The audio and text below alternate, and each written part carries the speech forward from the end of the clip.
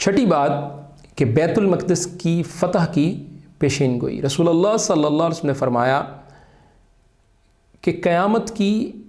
6 نشانیاں شمار کر لو، میری موت، پھر بیت المقدس کی فتح،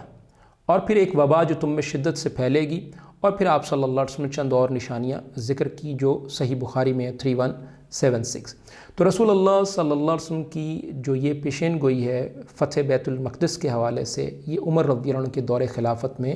پوری ہوئی۔ اور وہاں ایک اہم واقعہ بھی ہم ذکر کرتے چلتے ہیں کہ عمر رضی اللہ عنہ جب بیت المقدس جا رہے تھے تو اس کے قریب ایک گھاٹ آیا جسے عبور کرنا ضروری تھا، تو آپ اپنی اونٹنی سے نیچے اترے، اپنے موزوں کو اتار کر کندھے پر رکھ لیا، اونٹنی کی نکیل پکڑی اور گھاٹ کو عبور کر گئے۔ ابو عبیدہ رضی اللہ عنہ نے جب یہ منظر دیکھا تو کہنے لگے، اے امیر المومنین، آپ اس حالت میں گھاٹ کو عبور کرتے ہیں، اگر شہر والے آپ کی یہ حالت دیکھ لیتے تو مجھے اس پر خوشی نہ ہوتی۔ عمر رضی اللہ عنہ نے فرمایا، کاش یہ بات تیرے علاوہ کوئی اور کہتا، انا کنا اذل قوم فاعذنا اللہ بالاسلام فمہما نطلب العزہ بغیر ما عزنا اللہ به اذلنا اللہ، کہ ہم ایک نہایت ذلیل قوم تھے، اللہ تعالیٰ نے ہمیں اسلام کے ذریعے سے عزت بخشی، اور اگر ہم اسلام کو چھوڑ کر کسی دوسرے طریقے سے عزت حاصل کرنا چاہیں گے تو اللہ تعالیٰ ہمیں ذلیل کر کے چھوڑے گا۔ سلسلہ صحیحہ